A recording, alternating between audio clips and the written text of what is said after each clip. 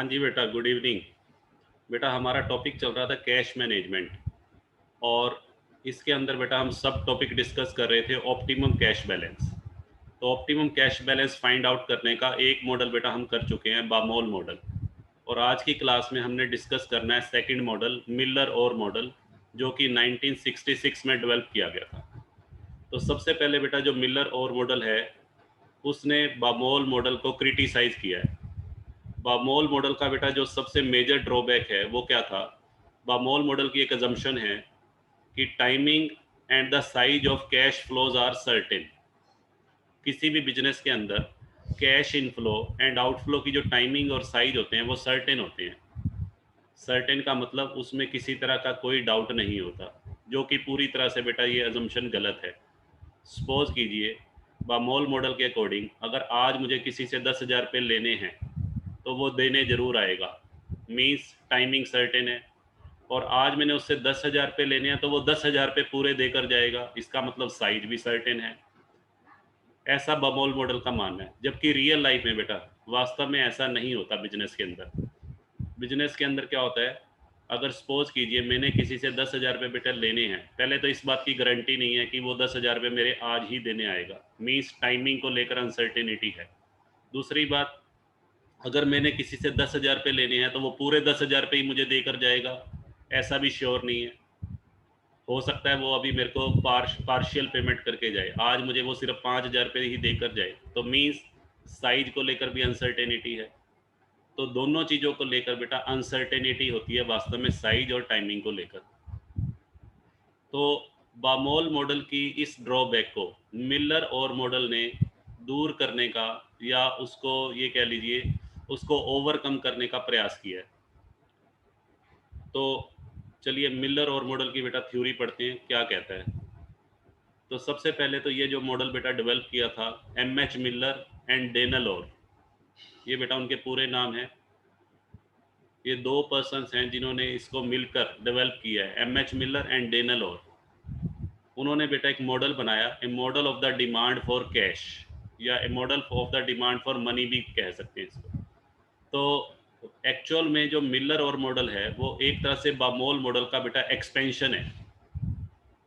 Expansion कैसे कह सकते हैं? क्योंकि बामोल मॉडल की जो कमियां थी उसको इस मॉडल ने दूर करने का प्रयास किया। तो एक तरह से बामोल मॉडल की कुछ बातों को बेटा इसने एक्सेप्ट भी किया है, और कुछ बातें जो बामोल मॉडल की रियल लाइफ में जो एप्लीकेबल नहीं है, जिसको मिलर और मॉडल ने क्या किया, क्रिटिसाइज। तो उन बातों को ध्यान में रख के ये मॉडल बनाया गया। और ये जो मॉडल डेवलप किया गया है ये स्टोकेस्टिक मॉडल है। स्टोकेस्टिक मॉडल का मतलब बेटा ये होता है which is based on probability distribution. Stochastic model बेटा उसे बोलते हैं जो किसके ऊपर बेस्ड हो, रैंडम प्रोबेबिलिटी डिस्ट्रीब्यूशन पे बेस्ड हो। तो मैं यहाँ लिख देता हूँ इसको, स्टोकेस्टिक।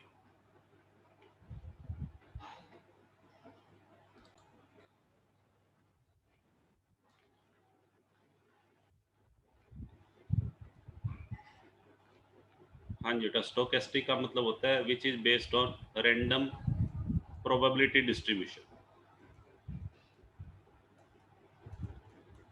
जबकि बेटा बामोल मॉडल जो था, बामोल मॉडल को डिटर्मिनिस्टिक मॉडल बोलते हैं। बामोल मॉडल इज डिटर्मिनिस्टिक। एग्जाम के अंदर बेटा इनके नाम आ सकते हैं। डिटर्मिनिस्टिक मॉडल बताइए। तो डिटर्मिनिस्टिक मॉडल बेटा अगर आ जाए तो समझ लेना आपसे बामोल मॉडल पूछना चाह रहा है। ठीक है जी। डिटर्मिनिस्टिक का मतलब जिसमें सब कुछ क्या है, सर्टेन है। और स्टोकेस्टिक का मतलब जिसमें अनसर्टेनिटी है। जो चीज़ बेटा अनसर्टेनिटी पे बेस्ड होती है, ठीक है, जैसे मिलर एंड डेनल और मॉडल क्या कहता है कि जो कैश इनफ्लोज है उनकी टाइमिंग और साइज दोनों ही क्या होते हैं, अनसर्टेन। बिजनेस में इस बात की कोई गारंटी नहीं है कि कैश फ्लो किस टाइम पर होगा और कितना होगा। इसीलिए इसको स्टोकेस्टिक मॉडल बोला गया। स्टोकेस्टिक मॉडल का मतलब which is based on probability. जहाँ पर बेटा अनसर्टेनिटी आ जाती है वहीं पर हम प्रोबेबिलिटी की बात करते हैं। और जहाँ पे सर्टेनिटी हो, सर्टेनिटी का मतलब आपको सब कुछ मालूम है, ठीक है, तो वो उसे इसलिए उसको क्यों, कौन से मॉडल का नाम दिया गया, डिटर्मिनिस्टिक। तो बामोल मॉडल में ये माना जाता है कि साइज और टाइमिंग क्या है, सर्टेन है। सर्टेन कह लीजिए या डिटर्मिनिस्टिक, एक ही बात है बेटा।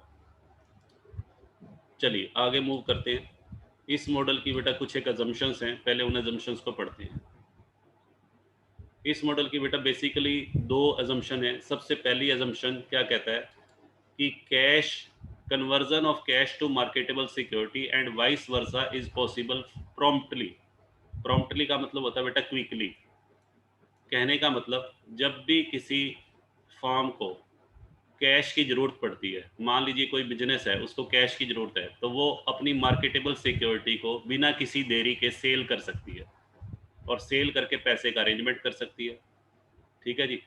और अगर मान लीजिए किसी बिजनेस के पास सरप्लस कैश है, तो उस सरप्लस कैश को वो बिजनेस क्विकली किस में कन्वर्ट कर सकता है? मार्केटेबल सिक्योरिटी को परचेज कर सकता है। यानी कि कैश को मार्केटेबल सिक्योरिटी में कन्वर्ट करना and vice versa. Vice versa का मतलब मार्केटेबल सिक्योरिटी को कैश में कन्वर्ट करना। यानी कि इसमें दो चीज़ें बेटा कह रहा है, परचेज एंड सेल। ठीक है। कैश टू मार्केटेबल सिक्योरिटी का मतलब क्या है? Cash to marketable security means purchase. Marketable security का मतलब क्या होता है? शॉर्ट टर्म इन्वेस्टमेंट, इसे परचेज का नाम देंगे। और दूसरी चीज marketable security to cash. Marketable security to cash का मतलब क्या है? Sale, sale of investment. तो दोनों ही चीजें क्विकली की जा सकती है, प्रॉम्प्टली। ठीक है, ये पॉसिबल है। However the firm has to incur some conversion cost. इस बात में कोई शक नहीं है कि फर्म जब भी ऐसा करेगी, परचेज एंड सेल करेगी, तो उसे बेटा कन्वर्जन कॉस्ट बियर करनी पड़ेगी। परचेज और सेल बेटा इसको करने के लिए मैंने पिछले बामोल मॉडल में भी बताया था, ट्रांजैक्शन कॉस्ट बियर करनी पड़ती है। ट्रांजैक्शन कॉस्ट का मतलब कन्वर्जन कॉस्ट भी इसको कह देते हैं। ट्रांजैक्शन कॉस्ट या कन्वर्जन कॉस्ट बेटा एक ही बात है।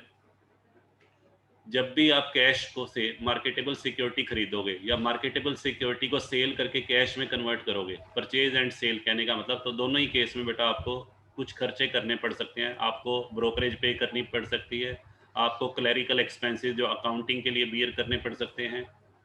ठीक है जी। रजिस्ट्रेशन चार्जेस आपको बियर करने पड़ सकते हैं। तो ये जो खर्चे हैं, हाँ जी बेटा, इनको हम कन्वर्जन कॉस्ट का नाम देते हैं। ठीक है। उसके बाद सेकंड अजम्पशन। सेकंड अजम्पशन बेटा क्या कहता है? सेकंड अजम्पशन इस मॉडल की है, marketable security provide some marginal yield mainly in the form of interest income.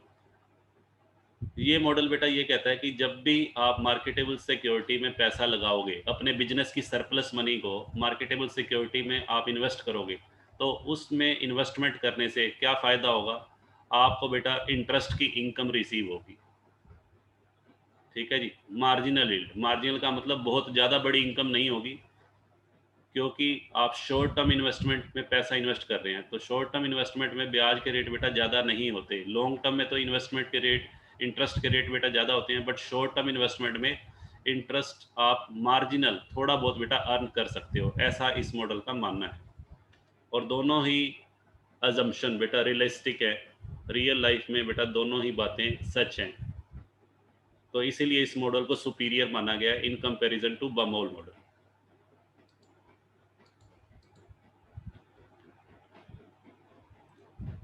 अब बेटा मिलर एंड ओर मॉडल क्या कहता है, सुनिए। मिलर एंड ओर मॉडल में तीन लिमिट्स बेटा फिक्स की जाती है इसके अंदर। सबसे पहली लिमिट है बेटा लोअर लिमिट, मैं लिख देता हूँ यहाँ पर। सबसे पहली लिमिट बेटा जो इसमें फिक्स की जाती है, इसको बेटा हम नाम देंगे लोअर लिमिट का। उसके बाद बेटा लोअर लिमिट के बाद सेकंड नंबर पे जो लिमिट फिक्स की जाएगी, उसे उसका नाम है बेटा रिटर्न लेवल। इसका नाम दिया गया रिटर्न लेवल। और तीसरी लिमिट बेटा जो इस मॉडल में फिक्स की गई है, दैट इज अपर लिमिट। हाँ जी बेटा, इसको नाम दिया गया है अपर लिमिट का। अब बेटा ध्यान से समझिएगा। अपर लिमिट को बेटा मैं रिप्रेजेंट कर रहा हूँ एच से, लोअर लिमिट को बेटा एल से, और रिटर्न लेवल को बेटा आर से। ठीक है जी। अब इस मॉडल का क्या मानना है? जो हमारा मिलर और मॉडल है वो क्या कहता है? वो कहता है कि जो कैश फ्लोज है वो रेंडमली फ्लक्चुएट करता है। किसी भी बिजनेस के अंदर कैश का जो इनफ्लो है या आउटफ्लो है। कैश बैलेंसेस कह सकते हैं। कैश इनफ्लो और आउटफ्लो के डिफरेंस को बेटा क्या बोलते हैं? Cash balance. वो कैश बैलेंस रेंडमली फ्लक्चुएट करता रहता है, यानी कि उसके अंदर दिन प्रतिदिन उतार चढ़ाव आते रहते हैं। यानी कि किसी दिन हो सकता है आपके पास कैश बैलेंस क्या हो, ज़्यादा हो, और हो सकता है किसी दिन आपके पास कैश बैलेंस बेटा क्या हो, कम हो। ठीक है, तो कैश बैलेंस अगर फ्लक्चुएट हो रहा है तो उसको हम इस तरीके से शो कर सकते हैं। सपोज करो बेटा ये कैश बैलेंस है हमारा जो फ्लक्चुएट हो रहा है, कभी बहुत ज़्यादा हो जाता है, कभी कम हो जाता है। और इस मॉडल का ये मानना है जैसे ही कैश बैलेंस आपका अपर लिमिट को टच करेगा, सपोज कीजिए कैश बैलेंस अपर लिमिट को टच कर गया, ठीक है जी, तो अपर लिमिट को टच करने का मतलब है कि आपके पास बेटा कैश बैलेंस क्या हो गया, सरप्लस हो गया। ठीक है, आपको बिजनेस के अंदर जितनी कैश की रिक्वायरमेंट है, आपका कैश बैलेंस क्या होता चला जा रहा है, सरप्लस होता जा रहा है। और जैसे ही वो अपर लिमिट को टच करेगा, सपोज करो आपकी अपर लिमिट बेटा मैं कहता हूँ 20 लाख की है, तो जैसे ही 20 लाख को वो कैश बैलेंस टच करेगा, उस फर्म को क्या करना चाहिए, अपने पैसे को इन्वेस्ट कर देना चाहिए, मार्केटेबल सिक्योरिटी खरीद लेनी चाहिए। और कितने अमाउंट के इक्वल? मार्केटेबल सिक्योरिटी इतने अमाउंट के इक्वल खरीद लेनी चाहिए जिससे दोबारा से उसका कैश बैलेंस रिटर्न लेवल पर आ जाए। हाँ जी बेटा, कहने का मतलब उसको मार्केटेबल सिक्योरिटी बेटा खरीदनी है, जैसे ही कैश बैलेंस अपर लिमिट को टच करेगा, मींस उस बिजनेस के पास, उस कंपनी के पास या फर्म के पास सरप्लस कैश हो गया, तो सरप्लस कैश को हम कहाँ क्या करेंगे, मार्केटेबल सिक्योरिटी में इन्वेस्ट कर देंगे। और इन्वेस्टमेंट कितने की करनी है? इन्वेस्टमेंट जो अपर लिमिट और रिटर्न लेवल का डिफरेंस होगा। सपोज कीजिए आपकी अपर लिमिट बेटा 25 लाख है और रिटर्न लेवल आपका 15 लाख का है। अगर बेटा अपर लिमिट 25 लाख की है, मैं एज्यूम कर रहा हूँ, अपर लिमिट 25 लाख की है और रिटर्न लेवल बेटा आपका कितने का है? अपर लिमिट को बेटा हमने एच से रिप्रेजेंट किया था और रिटर्न लेवल बेटा आपका सपोज करो है 10 लाख का, मैं एज्यूम कर रहा हूँ जस्ट। तो 25 लाख में से बेटा 10 लाख, 15 लाख रुपए मार्केटेबल सिक्योरिटी में पैसा लगा देना चाहिए। यानी कि ये जो है, ये जो गैप है, ये किसको रिप्रेजेंट कर रहा है बेटा? ये गैप रिप्रेजेंट कर रहा है परचेज ऑफ मार्केटेबल सिक्योरिटी।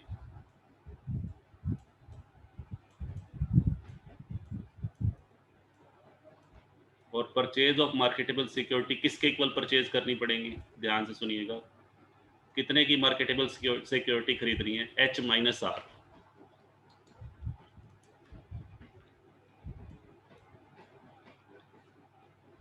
हाँ जी बेटा, H-R ये आपका, तो इसका बेसिक पर्पस क्या है कि इतने रुपए की जब आप मार्केटेबल सिक्योरिटी खरीदोगे तो आपका बेटा कैश बैलेंस क्या हो जाएगा, डाउन हो जाएगा।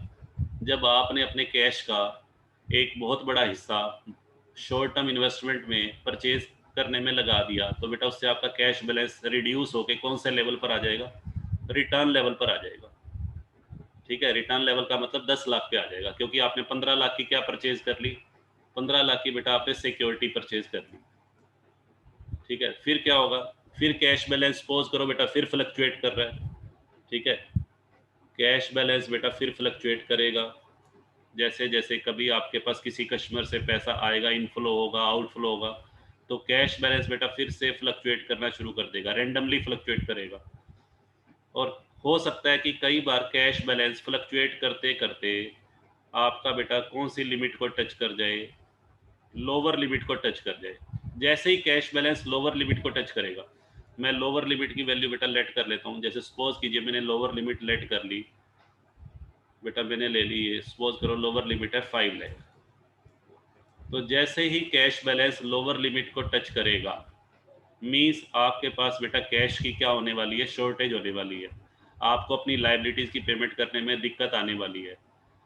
ठीक है, आपकी सोल्वेंसी पोजीशन पुअर होने वाली है। तो आपको क्या करना चाहिए यहाँ पर?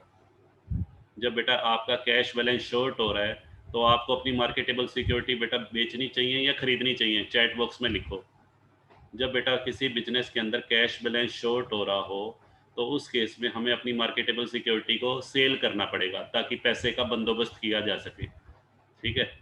और जब आप बेचोगे तो कितने अमाउंट के बराबर बेचोगे, जो इन दोनों का डिफरेंस होगा, एल और आर का, और जिससे क्या बेनिफिट होगा कि आपका कैश बैलेंस फिर से कौन से लेवल पे आ जाएगा, रिटर्न लेवल पर।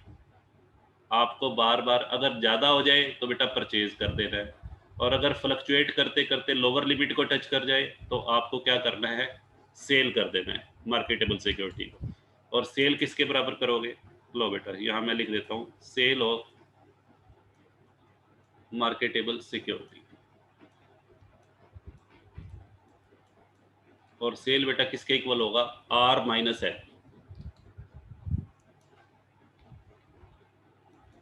ये बेटा ध्यान रखना, परचेज और सेल की ट्रांजैक्शन तभी होगी, परचेज की ट्रांजैक्शन तब होगी जब आपका कैश बैलेंस अपर लिमिट को टच करे, ठीक है जी, या अपर लिमिट को हिट करे। और जब आपका कैश बैलेंस लोअर लिमिट को हिट करेगा तो आपके पास कैश की शॉर्टेज को दर्शाता है। तो कैश की शॉर्टेज को दूर करने के लिए, दोबारा से रिटर्न लेवल पर आने के लिए आपको अपनी मार्केटेबल सिक्योरिटी को क्या करना पड़ेगा, सेल करना पड़ेगा। और सेल कितने अमाउंट के बराबर, आर माइनस एल। हाँ जी बेटा, आर माइनस एल, जैसे 15 लाख पे बेटा 5 लाख आपका एल है और आर है 10 लाख, तो उस केस में आप सेल कर दोगे। सेल बेटा कितने के बराबर करोगे, आर माइनस एल का मतलब 10 माइनस 5, तो 5 लाख की सिक्योरिटी बेटा आप बेच दोगे। जैसे ही आप 5 लाख की सिक्योरिटी बेचोगे आपका कैश बैलेंस फिर से किस पे आ जाएगा, रिटर्न लेवल पे आ जाएगा, ठीक है जी, फिर से आप 10 लाख पे पहुंच जाओगे।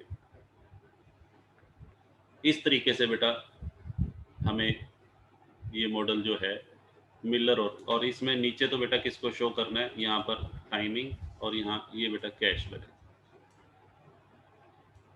ठीक है जी।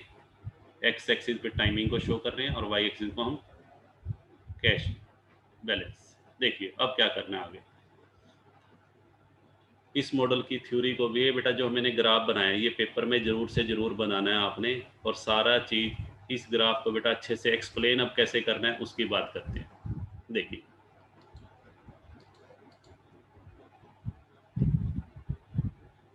सबसे पहले बेटा कंट्रोल लिमिट कौन सी, अभी मैंने बताया upper control limit and lower control limit. Return level को बेटा किससे रिप्रेजेंट करेंगे, आर से। क्या कहता है, cash balance is not allowed to go beyond the upper limit.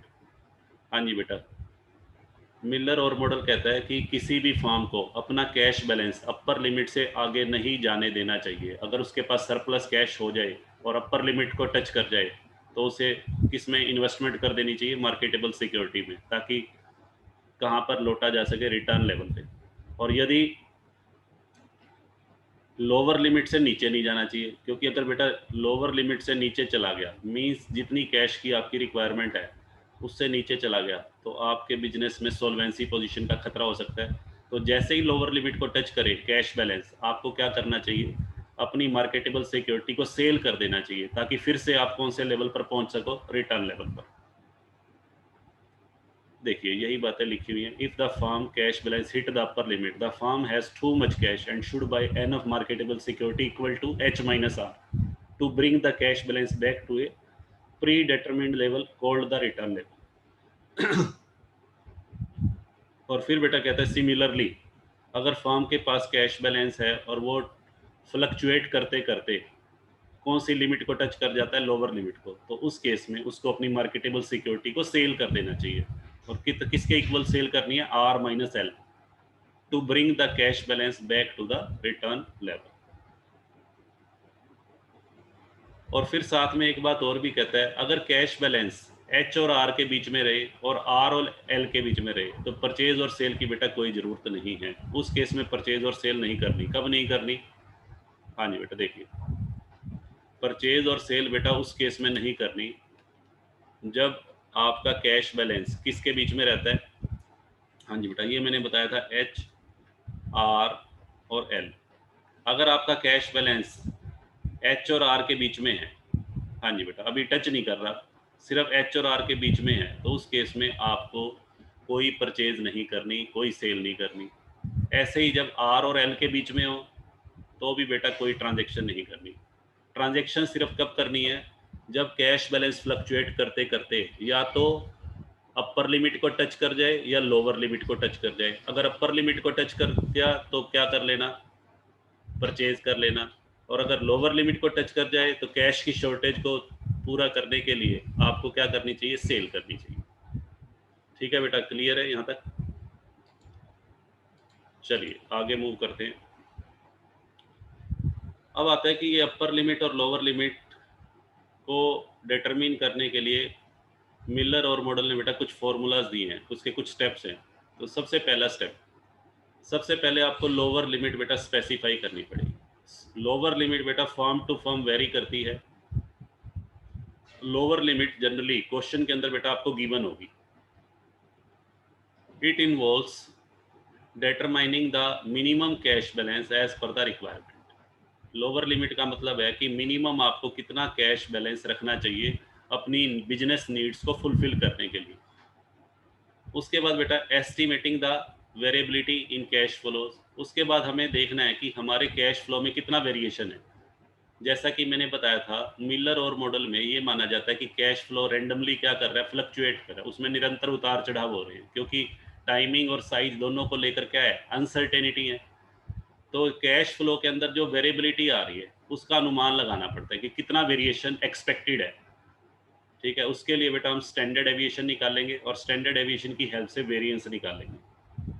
ठीक है, वेरिएशन को किससे डिनोट करना है, वेरिएशन को बेटा वी से डिनोट करेंगे हम।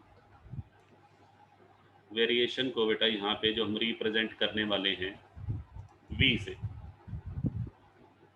ठीक है जी, और वी क्या है, वी का मतलब वेरिएंस, और वेरिएंस बेटा स्टैंडर्ड एविएशन का स्क्वायर।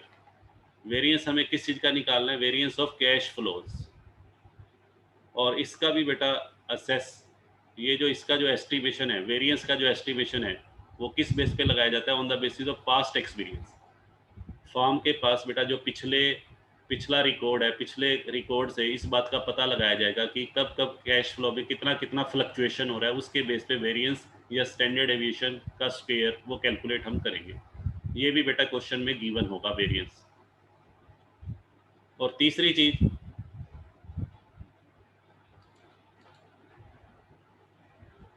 उसके बाद बेटा कंप्यूटिंग द स्प्रेड। उसके बाद हमें स्प्रेड निकालना होता है। स्प्रेड का मतलब distance, distance between lower and upper limit.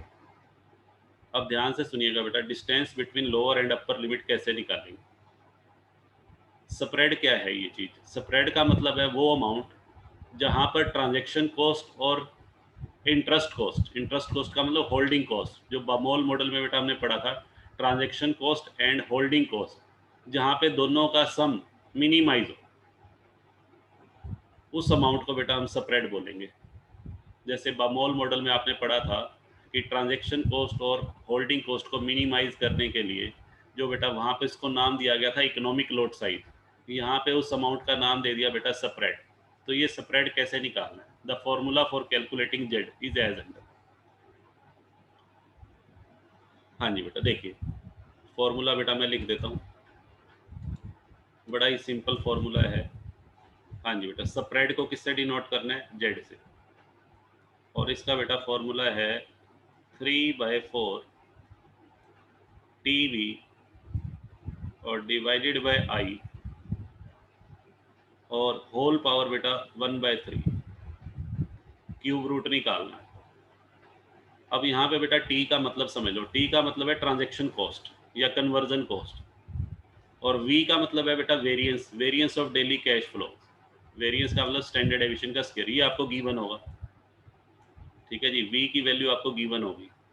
और ट्रांजैक्शन कॉस्ट ऑफ कन्वर्जन ये भी बेटा दिया होगा क्वेश्चन में, ट्रांजैक्शन कॉस्ट कितनी है। और आई, आई का मतलब बेटा यहाँ पर क्या है, आई का मतलब है interest rate, daily interest rate. हाँ जी बेटा, आई का मतलब है daily interest rate on marketable security. जो आप मार्केटेबल सिक्योरिटी में बार बार इन्वेस्टमेंट कर रहे हो, उस मार्केटेबल सिक्योरिटी का डेली इंटरेस्ट रेट क्या है।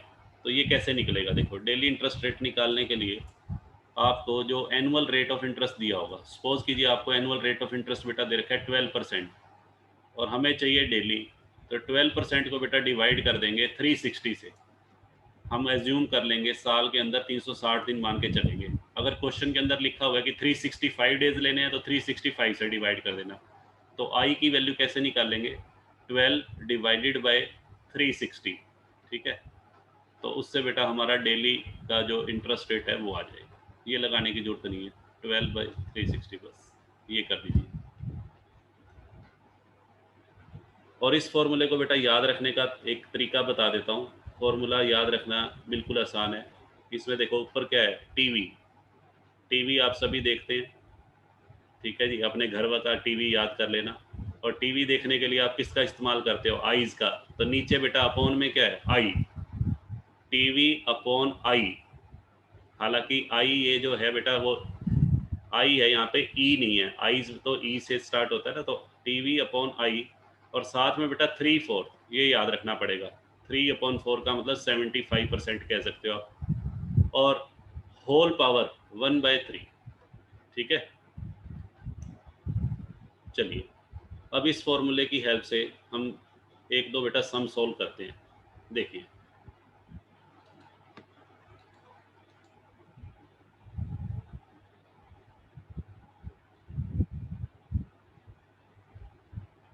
हाँ जी बेटा, उसके बाद हम अपर लिमिट निकालेंगे। Upper limit H. एच बेटा कैसे निकालनी है, एच कैलकुलेट करने के लिए फॉर्मूला है L+3Z। एल तो बेटा आपको गिवन होगा, उसमें 3Z ऐड कर देंगे तो आपकी अपर लिमिट आ जाएगी। और रिटर्न लेवल का फॉर्मूला है बेटा L+Z, ठीक है जी। और एवरेज कैश बैलेंस, इसको बेटा बाद में देखते हैं। एवरेज कैश बैलेंस की अभी हमें ज़रूरत नहीं पड़ेगी। अभी हम अपर लिमिट, रिटर्न लेवल और लोअर लिमिट की बात करेंगे, ठीक है। तो अपर लिमिट के लिए L+3Z और रिटर्न लेवल के लिए बेटा L+Z। देखिए कैसे करेंगे।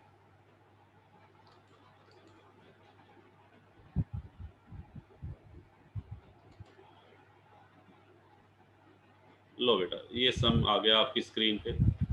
अब बेटा सम करके आपको थोड़ा सा कॉन्फिडेंस आएगा। देखिए कैसे हमने मिलर और मॉडल की हेल्प से कैलकुलेशन कर ली। देखिए बेटा यहाँ पर क्या कहता है, the company maintains a minimum cash balance. एक कंपनी का कैश बैलेंस है ₹10 लाख का। ये बेटा मिनिमम कैश बैलेंस दिया हुआ है। लो बेटा पहले मैं इधर मिलर और मॉडल का ग्राफ ड्रॉ कर लेता हूँ। मिलर और मॉडल की जो सबसे पहले बेटा हमें क्या क्या निकालना है, एक तो निकालना है हमें एच, एक बेटा हमें निकालना है रिटर्न लेवल, और एक बेटा हमें निकालना है एल। एल मैंने बेटा आपको बताया था, एल जो है लोअर लिमिट आपको गिवन होगी। तो इस क्वेश्चन के अंदर बेटा लोअर लिमिट आपको दी हुई है। लोअर लिमिट कितनी है, ₹10 लाख।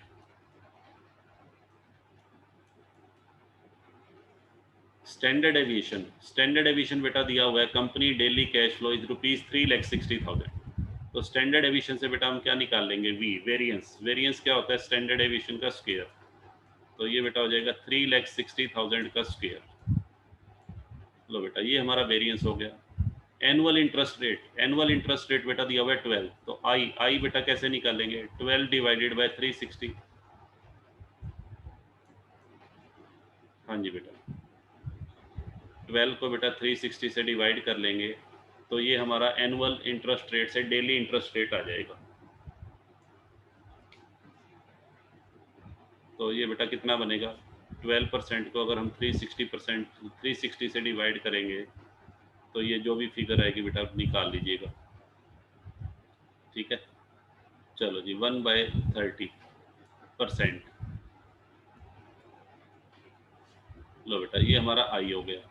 उसके बाद आपको करना क्या है, उसके बाद बेटा ट्रांजेक्शन कॉस्ट आपको दी हुई है। ट्रांजेक्शन कॉस्ट का मतलब टी बेटा दिया हुआ है ₹180।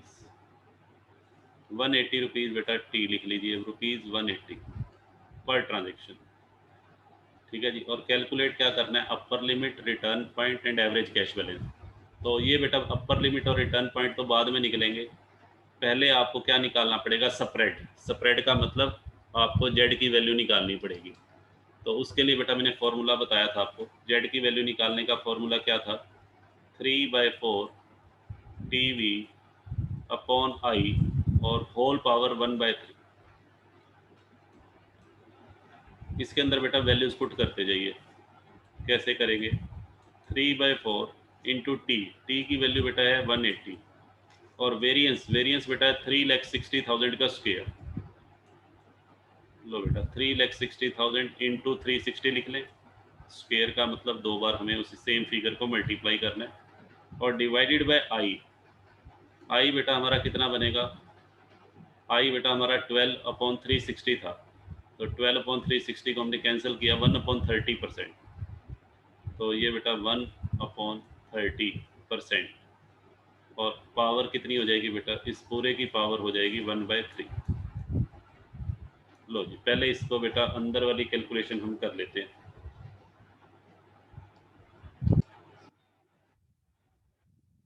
हाँ जी बेटा, पहले बेटा ये अंदर वाली कैलकुलेशन आप कर लेंगे कैलकुलेटर से।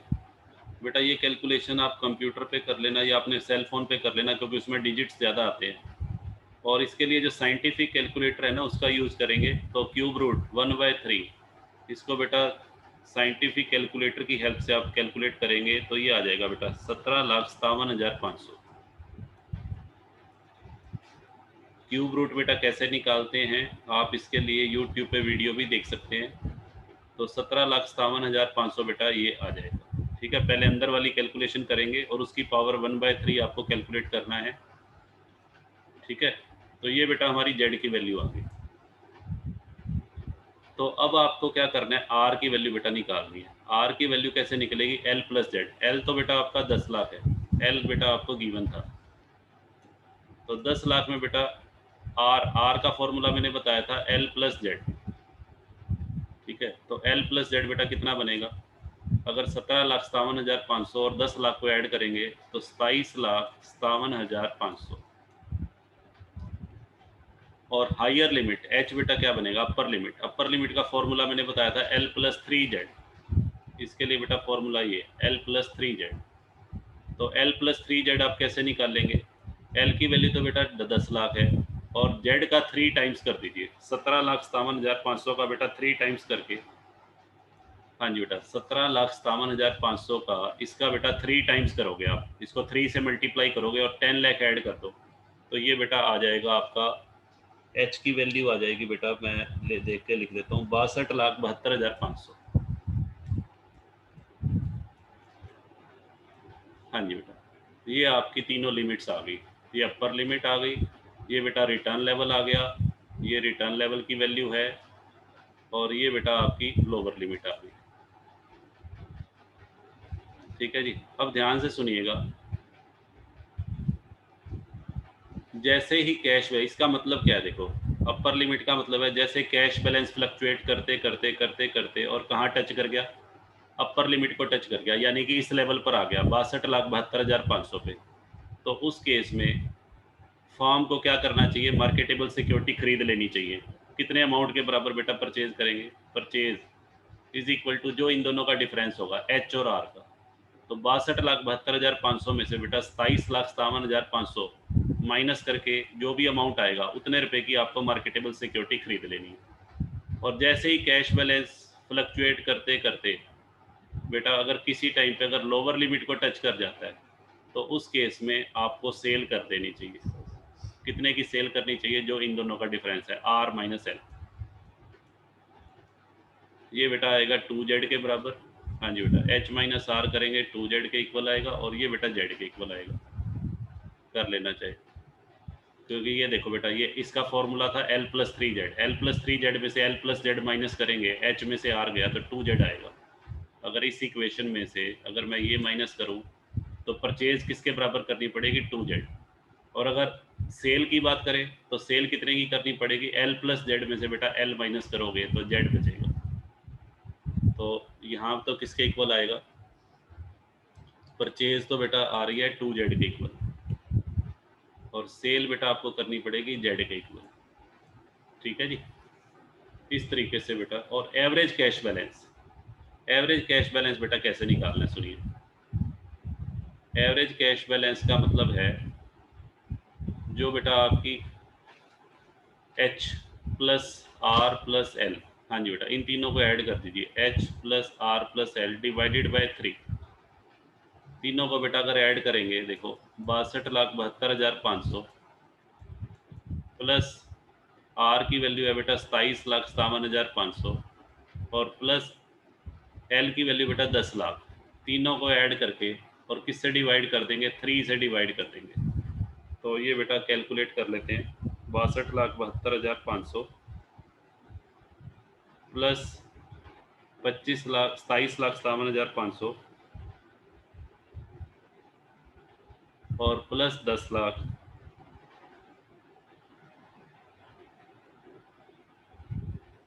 और डिवाइडेड बाय 3, ये बेटा आ जाएगा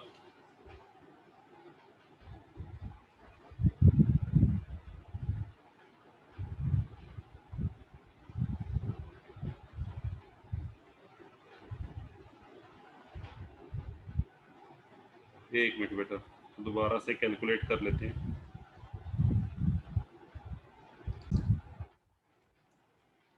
हाँ जी बेटा, एवरेज कैश बैलेंस बेटा आ जाएगा 33,43,333 रुपये 33 पैसे। ये बेटा आपका एवरेज कैश बैलेंस आएगा। ठीक है जी, तो होप सो बेटा आपको ये क्लियर हो गया होगा किस तरीके से। सबसे पहले देखिए, सबसे पहले हमें जेड की वैल्यू निकालनी है। जेड की वैल्यू निकालने के बाद बेटा फिर आपको एल आपको गिवन होगा, आर आपको कैसे निकालना है, आर कैलकुलेट करने के लिए बेटा ये फॉर्मूला है एल प्लस जेड, और एच कैलकुलेट करने के लिए ये फॉर्मूला है एल प्लस 3z। ये बेटा फॉर्मूला आपको याद रखने हैं। ठीक है जी, चलिए आगे मूव करते हैं।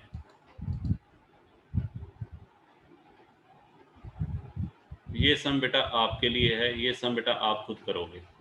ठीक है जी, बिल्कुल ठीक वैसे ही करना है जैसे अभी एग्जाम्पल 1 करवाया, और इसका बेटा रिप्लाई मुझे आप व्हाट्सएप में भेजोगे इसको सॉल्व करके, या बेटा करवा दें इसको, बताइए। चलो बेटा इसे ट्राई करके आप देख लीजिएगा। ठीक है, बिल्कुल सेम वैसे ही है, सारा कुछ आपको गिवन है। एल की वैल्यू दी हुई है, स्टैंडर्ड एविशन बेटा इसमें दिया हुआ है, स्टैंडर्ड एविशन की हेल्प से आप वेरिएंस निकाल लेंगे, और इंटरेस्ट रेट भी बेटा आपको दिया हुआ है डेली बेसिस। यहाँ पर आपको डिवाइड नहीं करना 360 से, क्योंकि इंटरेस्ट रेट ऑलरेडी डेली दिया हुआ है। ठीक है जी, और साथ में बेटा आपको एक चीज़ और दी हुई थी,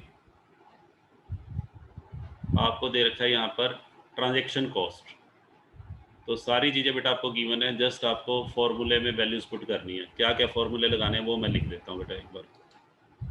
देखिए फॉर्मूले कौन कौन से लगेंगे बेटा, उसको बार बार आपने प्रैक्टिस करना है। सबसे पहले नंबर पे बेटा आप क्या निकालेंगे, सबसे पहले नंबर पे बेटा आपका निकलेगा जेड।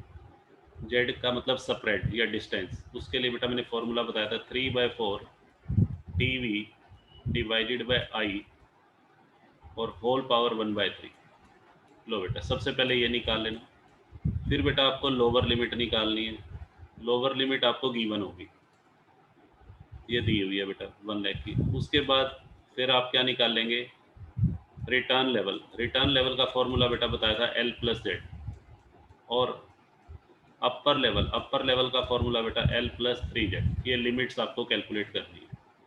और अगर एवरेज कैश बैलेंस पूछे तो एवरेज कैश बैलेंस बेटा कैसे निकालना है, एवरेज कैश बैलेंस के लिए तीनों को upper limit plus return level plus lower limit, तीनों को ऐड करके बेटा 3 से डिवाइड कर देना, तो आपका एवरेज कैश बैलेंस आ जाएगा। बट इस क्वेश्चन में आपसे सिर्फ अपर कंट्रोल लिमिट और रिटर्न पॉइंट पूछा हुआ है, यानी कि ये दोनों चीज़ें पूछी हुई हैं। ठीक है जी, तो स्प्रेड तो बेटा निकालना पड़ेगा, बिना स्प्रेड निकाले या बिना डिस्टेंस निकाले आप आर और एच तो फाइंड आउट कर ही नहीं सकते। तो इसको बेटा कर लेना। इसको ध्यान रखना, ये जो पावर 1/3 है इसको कैलकुलेट करने के लिए बेटा साइंटिफिक कैलकुलेटर का यूज़ करना पड़ेगा। और आजकल साइंटिफिक कैलकुलेटर बेटा जितने भी स्मार्टफोन है सबके अंदर अवेलेबल होता है। ठीक है, जैसे सपोज कीजिए आपको 8⁻1/3 निकालना है, तो मैं बेटा तरीका बता देता हूँ। 8⁻1/3 वैसे तो 2 होता है मुझे पता है, बट इसको कैलकुलेट कैसे करना है। सबसे पहले अपने बेटा जो आपका सेल फोन है उसकी स्क्रीन पे पहले 8 टाइप कर लेना। टाइप करना है बेटा 8 के बाद फिर एक आपको ऐसा सिंबल दिखाई देगा बेटा, तो आपने उस सिंबल को प्रेस करना है। ये सिंबल पावर का होता है। ठीक है, ये बेटा पावर। और फिर आपको क्या करना है, ब्रैकेट लगा के 1/3 ये बेटा टाइप करना है। पहला स्टेप है टाइप 8, फिर आपको क्या कौन सा बटन प्रेस करना है, ये पावर का बटन प्रेस करना है। उसके बाद बेटा ये लिख देना 1/3, ये जो पावर है देखो ये, और फिर इक्वल टू का बटन प्रेस कर देना, और इक्वल टू का बटन प्रेस करते ही आपकी वैल्यू आ जाएगी। ठीक है, तो इजी है, बस हाँ इसकी कैलकुलेशन थोड़ी बड़ी आएगी, वो देख लेना बेटा आपके कैलकुलेटर में आएगी या नहीं आएगी। चलो उसके बाद बेटा हम बात कर लेते हैं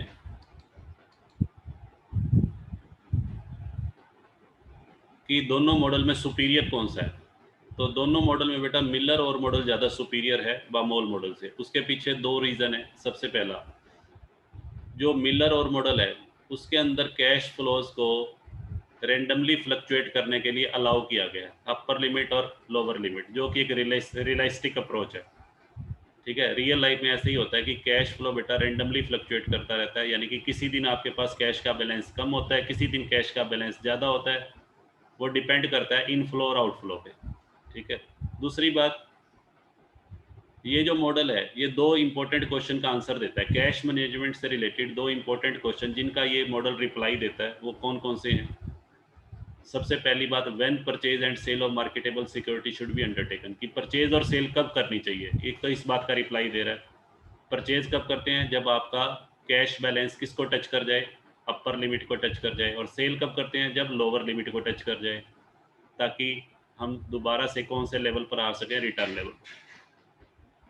ठीक है जी। और दूसरा, how much should be the amount of purchase and sale. देखो दो चीज़ें बताई गई हैं, व्हेन एंड हाउ मच। भाई कितना सिक्योरिटी का, मार्केटेबल सिक्योरिटी का अमाउंट परचेज करना चाहिए।